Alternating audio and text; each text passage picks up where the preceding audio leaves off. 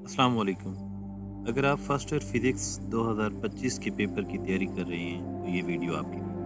आज की वीडियो बहुत ज़्यादा इम्पोर्टेंट होने वाली है, क्योंकि आज की वीडियो के अंदर 200 मोस्ट इम्पोर्टेंट एमसीक्यूज़ मैं आपसे डिस्कस करने जा रहा हूँ। आपने ये वीडियो पेपर में जाने से पहले कम से कम 1 या 2 दफ़ा लाज़मी देखना। ये कुछ ऐसे एमसीक्यूज़ हैं, जो इंशाअल्लाह इस साल पेपर में आने के ज़्यादा चांसेस हैं, जो बहुत ही मेहनत के साथ बनाए गए। आपने इन्हें इस पूरी वीडियो को गौर से देखना है और एक दफ़ा कम से कम एक दफ़ा तो लाज़मी इन 200 एमसीक्यूज़ को गो थ्रू करना। चलते हैं एमसीक्यूज़ की तरफ। सबसे पहला एमसीक्यूज़ है the uncertainty the percentage uncertainty in mass and velocity are 2% and 3%। Mass के अंदर कितनी है जी? 2% है, और इसके अंदर वेलोसिटी के अंदर है 3%। The minimum uncertainty in the measurement of kinetic.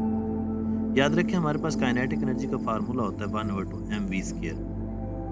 1/2 को छोड़ दें, mv² आपस में मल्टीप्लाई हो रहे हैं और v के ऊपर स्केयर भी है, तो यहाँ पर दो लॉस लगेंगे। एक हमारे पास पावर रूल, मतलब अनसर्टेनिटी का पावर रूल लगेगा, और उसके साथ आपस में मल्टीप्लिकेशन का रूल लगेगा। तो हमारे पास ये अनसर्टेनिटी बनेगी, मतलब ये जो पावर रूल है v का स्केयर है, तो ये जो 3 होता है, याद रखें जितनी पावर होती है वो अनसर्टेनिटी उसके साथ मल्टीप्लाई हो जाएगा। तो 3 मल्टीप्लाई बाई 2 हो जाएगा, वो 6 हो जाएगी, और उसके साथ आपके पास ये 2% उसमें ऐड हो जाएगी, क्योंकि जो आपस में क्वांटिटीज़ मल्टीप्लाई हो रही होती हैं उनकी अनसर्टेनिटीज़ ऐड हो जाती हैं। परसेंटेज अनसर्टेनिटीज़ की बात करें, ये हो जाएगी 8%। The precise measurement is the one which has less precision. ये बात याद रखिए, लेस प्रिसीजन वाला हमारे पास क्या होता है? Precise measurement. The appropriate precision on addition of the following masses।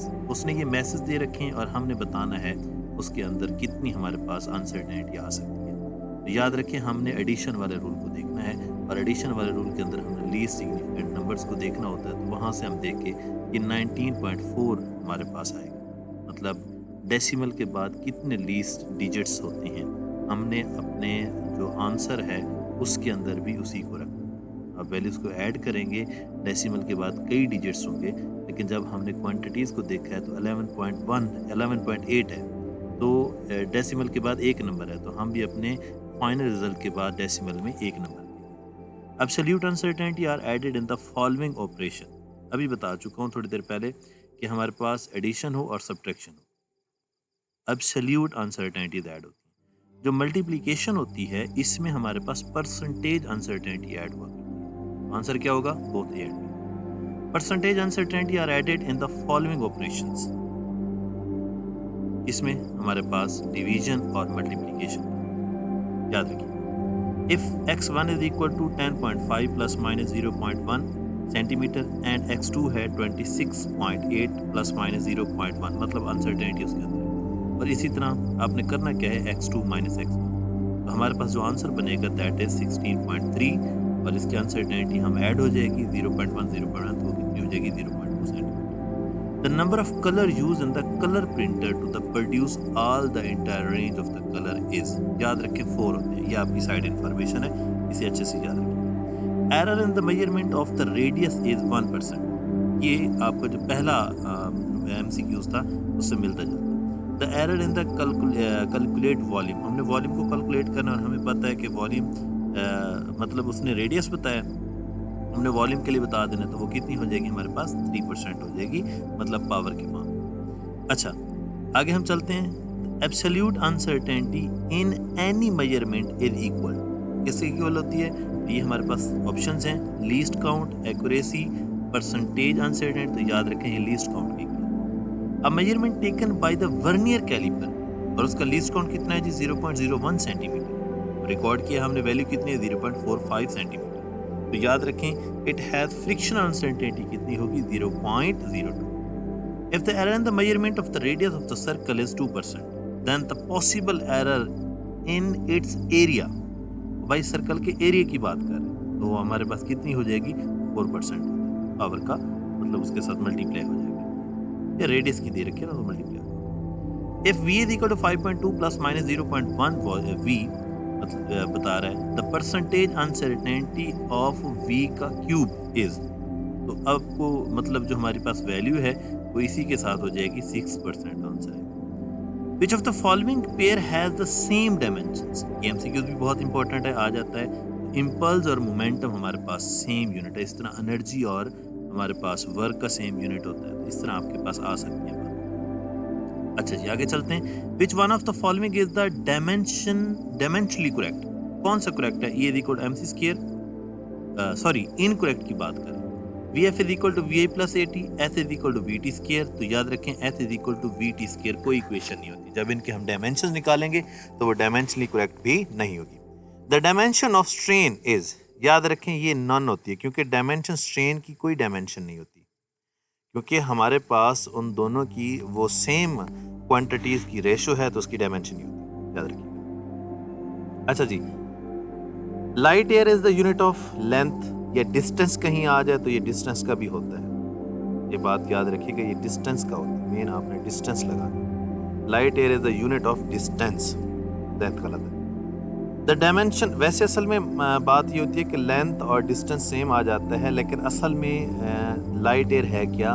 Light year हमारे पास वो डिस्टेंस होता है जो लाइट 1 ईयर के अंदर कवर करती है, ठीक है।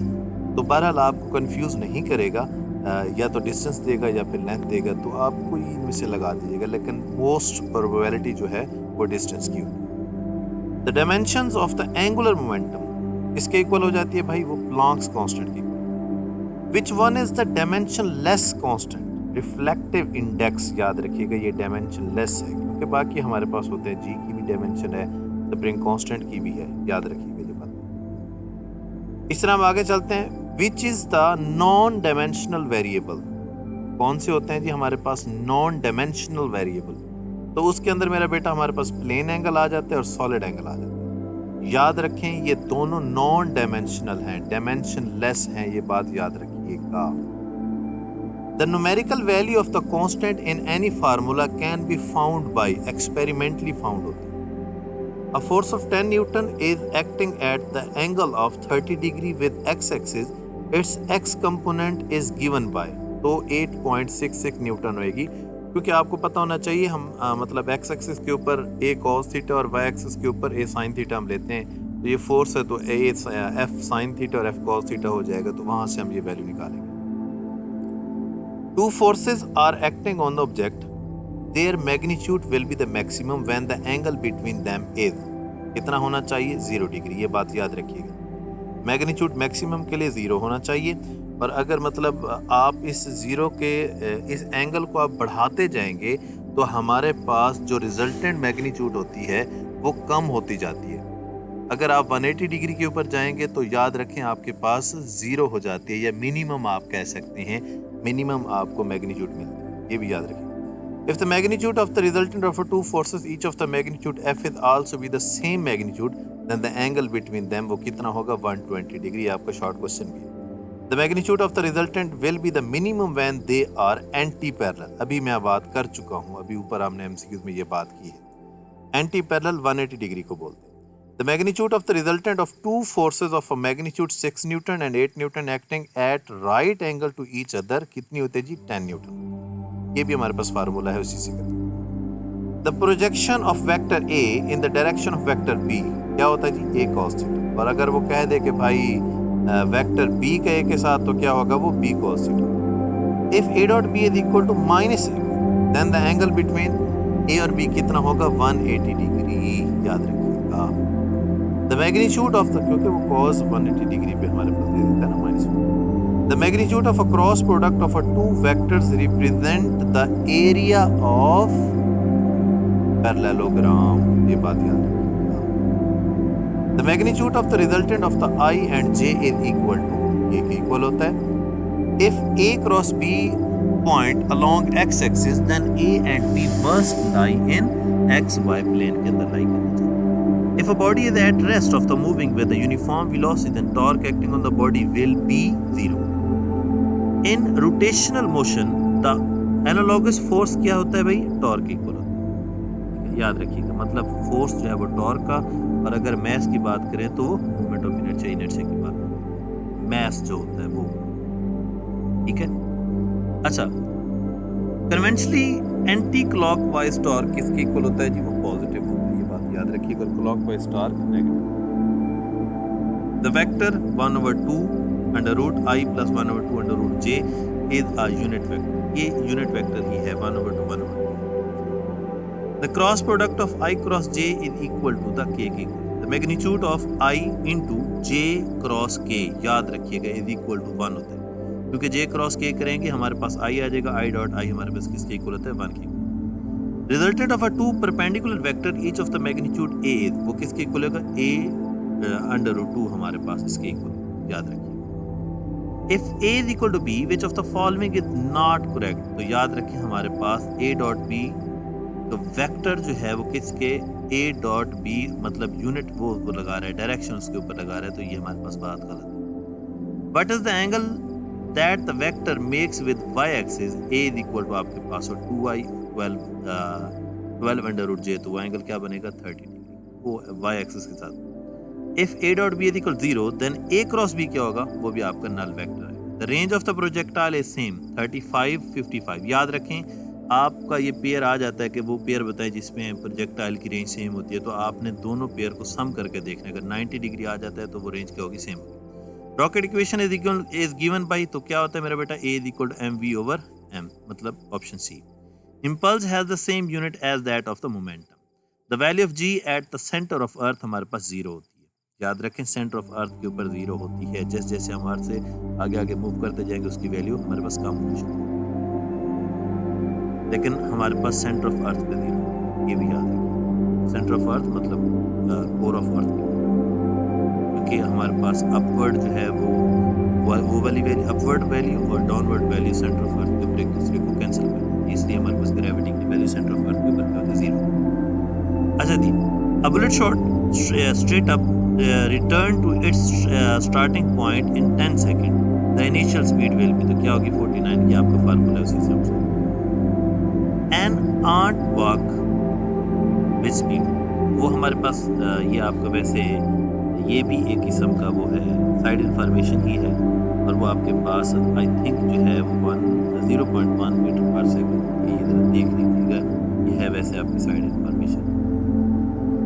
फॉर अ टिपिकल रॉकेट कितना मैस हमारे पास जा रहा होता है? 80% मैस होता है रॉकेट, फ्यूल के ऊपर कंसिस्ट करता है। The range of projectile is directly proportional to the sine two theta, याद रखिएगा। Rocket propulsion is according to the law of conservation of momentum भी होता है और न्यूटन थर्ड लॉ भी होता है। If a shell explode in mid air, its fragments fly off in the different direction, then total momentum आपका क्या होगा? रिमेन सेम रहेगा, तमाम का सेम रहेगा, क्योंकि हमने मोमेंटम को कांस्टेंट कर दिया।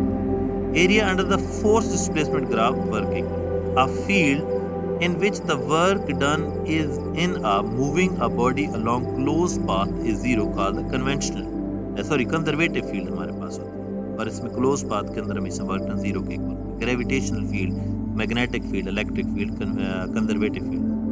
which of the following is not conservative field, तो वो आपके पास क्या है? फ्रिक्शनल फोर्स जो है वो not। work has the dimension as that of same as that of torque. The relation between horsepower and the watt is, ठीक है, वो क्या है हमारे पास? हॉर्स पावर की बल्कि वो बात कर रहे हैं। 1 horse power is equal to 746 watt होता है। The relation between horse power and watt इसके इक्वल होता है 1 horse power is equal to 746 watt. ये बात आपने याद रखनी है। तो आगे चलते हैं मेरा बेटा। वीडियो वैसे हमारे पास बहुत ज़्यादा लंबी हो जाएगी अगर तमाम एमसीक्यूज़ का हम डिस्कस करेंगे, तो मैं थोड़ा सा और स्पीडली से एक्सप्लेन करता हूँ। Work done will be the maximum if the angle between the force F and displacement is 0 degree. Slope of work time graph is equal to power होता है। Work done is lowering the bracket into the well is क्या होता है हमारे पास? Bucket into the well क्या होता है? नेगेटिव होता है। ये भी याद रखिए कि नेगेटिव वर्क डन हमारे पास, ये जो फ्रिक्शनल वर्क डन होता है वो भी नेगेटिव होता है। Work done in lowering the bucket into the well क्या होता है हमारे पास? नेगेटिव होता है। If the mass and the speed of the body are double, तो काइनेटिक एनर्जी हमारे पास क्या हो जाएगी? 8 टाइम। ये बात याद रखिएगा। The consumption of energy by the 60 watt bulb in 2 second क्या होता है हमारे पास? 120। ये भी याद रखिएगा हमारे पास। इस तरह वो चेंज करके भी दे सकते हैं, टीवी के बारे में भी दे सकते हैं। द ऐसा यूनिट ऑफ एंगुलर डिस्प्लेसमेंट क्या होता है, रेडियन होता है हमारे पास। The direction of the angular momentum of the body moving in a circle क्या होगा, perpendicular to the plane.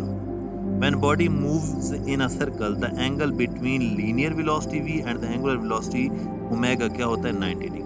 When a body is held in a circle by the means of string, the centripetal force is provided by the tension. मतलब आपने किसी body को किसी wire के साथ बांध के घुमा रखा है, तो वो क्या होगा, हमारे पास टेंशन ऑफ स्ट्रिंग में होता है।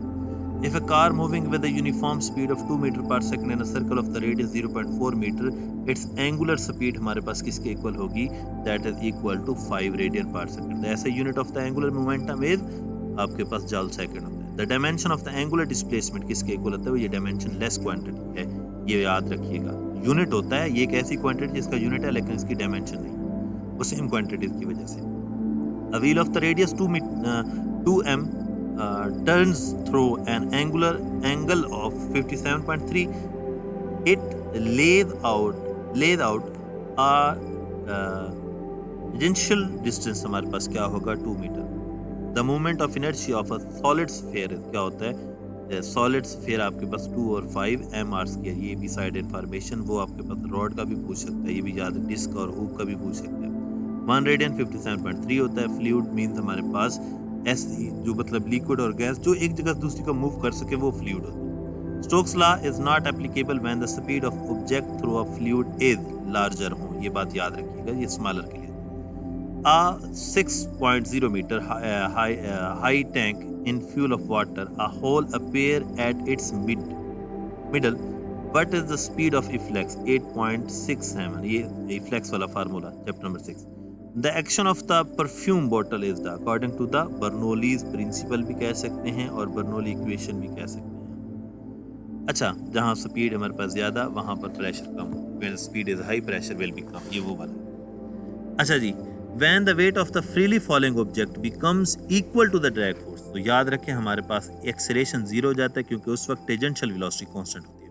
Stokes law is applicable if the bodies shape is, वो सर्कुलर और स्फेरिकल। ये वैसे असल में स्टोक्स लॉ स्फेरिकल के लिए होते हैं, सर्कुलर के लिए नहीं, स्फेरिकल के लिए होते हैं। ये दोनों पे लग गए बरल, स्फेरिकल के लिए।